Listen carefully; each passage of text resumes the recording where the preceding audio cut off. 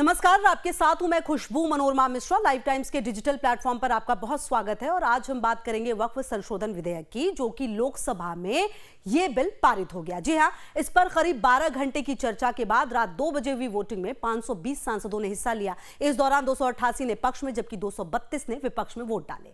अल्पसंख्यक मामलों के मंत्री किरण रिजिजू ने इसे उम्मीद, unified Waqf management, empowerment, efficiency and development का नाम दिया। आज ये बिल राज्यसभा में पेश हो रहा है। राज्यसभा से पारित होने के बाद इसे राष्ट्रपति के पास मंजूरी के लिए भेजा जाएगा। राष्ट्रपति की मुहर लगने के बाद यह बिल कानून के रूप में देश में वक्फ संपत्तियों पर लागू हो जाएगा। अब आपको हम ये बताते हैं कि आखिरकार वो कौन से बदलाव हैं जो इसके बाद होंगे। मतलब पहले ये बदलाव नहीं थे, लेकिन इस संशोधन बिल के आने के बाद ये चीजें बदल जाएंगी। सबसे पहला क्या है, ऑनलाइन होगी वक्फ की डाटाबेस। देखिए, वक्फ बोर्ड संशोधित बिल के पारित होते ही वक्फ कानून में बड़े बदलाव होंगे। कानून के लागू होने के 6 महीने के भीतर हर वक्फ संपत्ति को सेंट्रल डेटाबेस पर रजिस्टर्ड करना अनिवार्य होगा। वक्फ में दी गई जमीन का पूरा ब्यौरा ऑनलाइन पोर्टल पर 6 महीने के अंदर अपलोड करना होगा और कुछ मामलों में इस टाइम लिमिट को बढ़ाया भी जा सकता है। इसके अलावा जमीन का ऑनलाइन डेटाबेस, जी हां, वक्फ को डोनेशन में दी गई हर जमीन का ऑनलाइन डेटाबेस होगा और वक्फ बोर्ड इन प्रॉपर्टीज के बारे में किसी बात को छिपा नहीं पाएगा। किस जमीन को किस व्यक्ति ने डोनेट किया, वो जमीन उसके पास कहां से आई, वक्फ बोर्ड को उसकी कितनी इनकम होती है, उस प्रॉपर्टी की देखरेख करने वाले मुतल्लिक को कितनी तनख्वाह मिलती है, यह जानकारी ऑनलाइन पोर्टल पर मुहैया होगी। इससे वक्फ की प्रॉपर्टी में ट्रांसपेरेंसी आएगी और वक्फ को होने वाला नुकसान भी कम होगा। इसके अलावा गैर मुस्लिमों को वक्फ बोर्ड में शामिल करना अनिवार्य होगा। यह एक बड़ा बदलाव है। गैर मुस्लिमों को वक्फ बोर्ड में शामिल करना जरूरी है। वक्फ बोर्ड में 2 महिलाओं के साथ दूसरे धर्म से जुड़े 2 लोग शामिल होंगे। वक्फ बोर्ड में नियुक्त किए गए सांसद और पूर्व जजों का भी मुस्लिम होना जरूरी नहीं होगा। सरकार के मुताबिक इस प्रावधान से वक्फ में पिछड़े और गरीब मुस्लिमों को भी जगह मिलेगी और वक्फ में मुस्लिम महिलाओं की भी हिस्सेदारी होगी। इसके अलावा वक्फ बोर्ड में 2 मुस्लिम महिलाएं भी होंगी। राज्यों के वक्फ बोर्ड में 2 मुस्लिम महिलाएं और 2 गैर मुस्लिम सदस्य जरूर होंगे। साथ ही शिया, सुन्नी और पिछड़े मुसलमानों से एक सदस्य को जगह देना अनिवार्य होगा। इसके अलावा इन दोनों मुस्लिम संप्रदायों के लिए अलग अलग वक्फ बोर्ड बनाने का प्रावधान भी इस कानून में जोड़ा हो गया। इसके अलावा आप देखिए कि अफसर के पास विवाद निपटाने का अधिकार होगा। किसी भी विवाद की स्थिति में स्टेट गवर्नमेंट के अफसर को यह सुनिश्चित करने का अधिकार होगा कि संपत्ति वक्फ की है या सरकार की। हालांकि बिल के प्रावधान को लेकर विपक्ष ने कड़ी आपत्ति जताई है। इसके अलावा सिविल कोर्ट या हाई कोर्ट में अपील करना मुमकिन होगा। लोकसभा से पास बिल में कहा गया कि अब डोनेशन में मिली प्रॉपर्टी ही वक्फ की होगी। जमीन पर दावा करने वाला ट्रिब्यूनल रेवेन्यू कोर्ट में अपील कर सकेगा।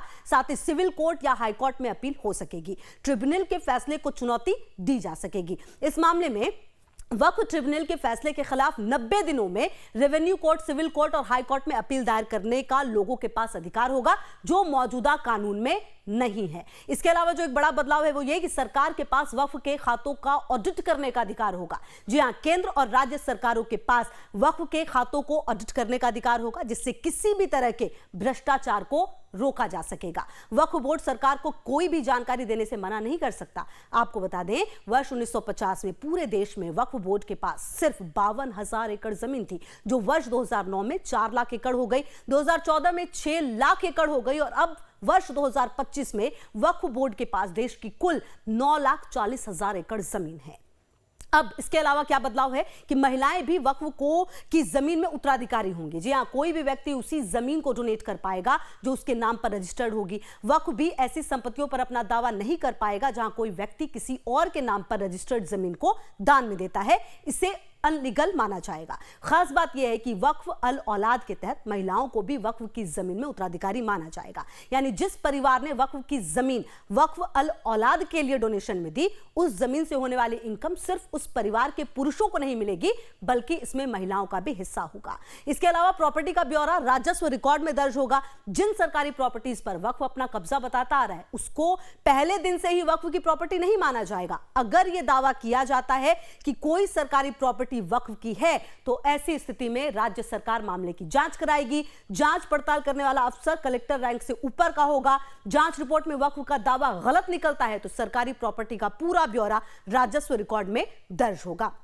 इसके अलावा आप ये समझिए कि प्रॉपर्टीज नियम इस पर लागू होगा। साथ ही ये सरकारी प्रॉपर्टी वक्फ की है या नहीं, ये उस वक्त तय होगा। ये नियम उन सरकारी प्रॉपर्टीज पर भी लागू होंगे जिन पर पहले से वक्फ का दावा और कब्जा है। सबसे बड़ा बदलाव ये आएगा कि वक्फ बिना किसी दस्तावेज और सर्वे के किसी जमीन को अपना बताकर उस पर कब्जा नहीं कर सकेगा। कोई अन्य प्रॉपर्टी या जमीन वक्फ की है या नहीं, इसकी जांच कराने के लिए राज्य सरकार को जरूरी अधिकार दिए गए हैं। अच्छा, अब आप एक चीज ये भी समझिए कि क्या कुछ जो है वो बड़े चेंजेस हुए हैं। पहले किसी भी धर्म का व्यक्ति वक्फ को संपत्ति दान कर सकता था, अब केवल प्रैक्टिसिंग मुस्लिम ही अपनी संपत्ति वक्फ को दे सकता है, जो 2013 से पहले के प्रावधान को बहाल करता है।